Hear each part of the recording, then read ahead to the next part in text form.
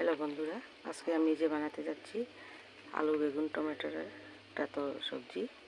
তার জন্য আমি এই যে সবকটা ধুয়ে রেখেছি।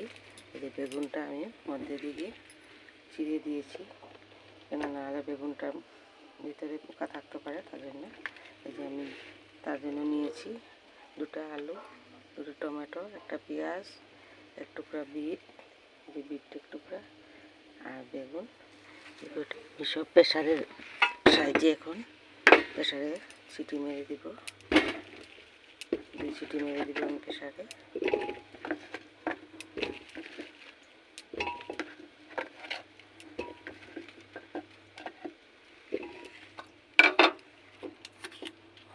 অল্প নুনও দিয়ে দিলাম।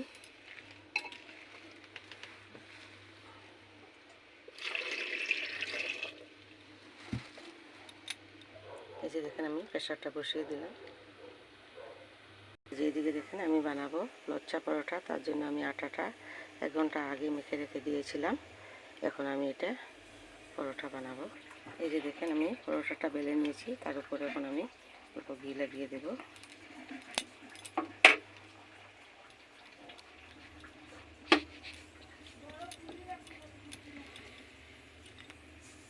এই যে দেখেন আমি ঘি মেখে নিচ্ছি। যে এখন আমি এরকম রাউন্ড রাউন্ড করে বেলে নিব, এরকম করে।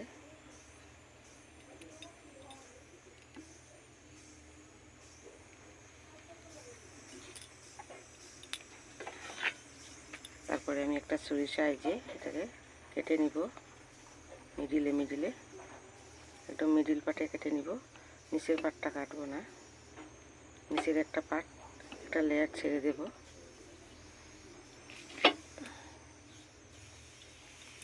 এই যে দেখেন কেটে নিয়েছি। এখন আমি এরকম করে এটা রাউন্ড করে নেব।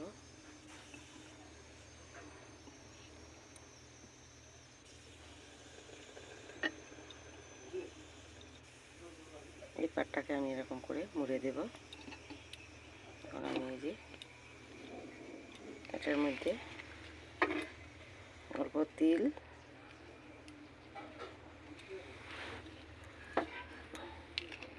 অল্প তিল দিয়ে দিলাম, আর অল্প ধনে পাতা দিলাম।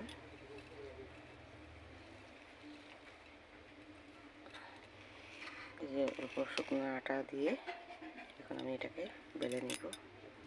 এই যে দেখেন এটা আমার বেলা হয়ে গেছে। এদিকে আমি তাওয়াটা গরম বসিয়ে দিয়েছি। এখন একদম ধিমি আছে, এটাকে আগে 2 পাশে ভাজা করে নেব। এই যে দেখেন আমার পরোটাটা কি সুন্দর হয়ে গেছে, লচ্ছা পরোটাটা। এই যে দেখেন,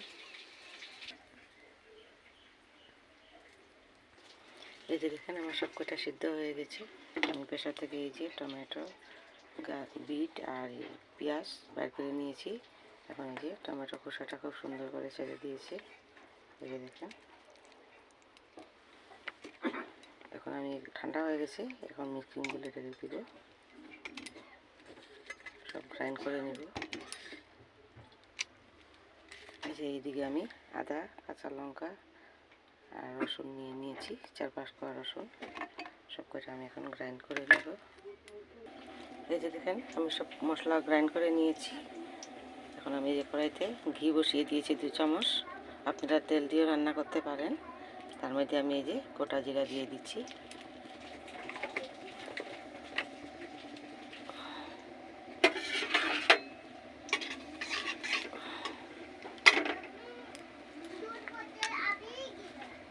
এখন আমি এই যে মশলাটা ঢেলে দেব।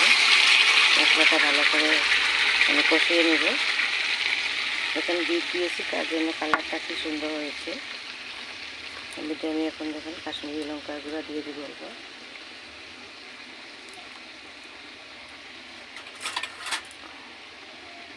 আর হলুদ গুঁড়া দিলাম।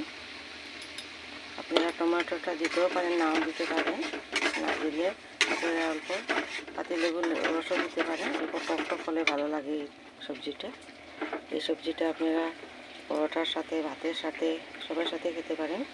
কিন্তু পরোটা রুটির সাথে খেলে আপনারা গ্রেভি দিবেন না, একদম শুকনো রাখবেন। ভাতের সাথে খেলে গ্রেভি রাখবেন। নুন দিয়ে দিলাম আমি স্বাদ অনুযায়ী। এখন আমি মশলাটা ভালো করে কষিয়ে নেব। এই দেখেন মশলাটা কষানো হয়ে গেছে। এখন আমি আলু আর সিদ্ধ করে রাখা আলু আর বেগুনটা ঢেলে দেব। এখন আমি আরও 5 মিনিট রাখবো ভালো করে। এই যে দেখেন আমার আলু বেগুনের তরকারিটা হয়ে গেছে খুব সুন্দর করে। এদিকে আমার পরোটাটাও হয়ে গেছে। এখন আমি অল্প ধনে পাতা দিয়ে দিব। আপনারা যদি ভাতের সঙ্গে খান তাহলে অল্প গ্রেভি রাখবেন, আর রুটি পরোটা এসবের সাথে খেলে এরকম শুকনো শুকনো রাখবেন, ভালো লাগবে। আপনারা বাসাতে বানিয়ে খেয়ে দেখবেন, টিফিনেও দিতে পারেন এটা।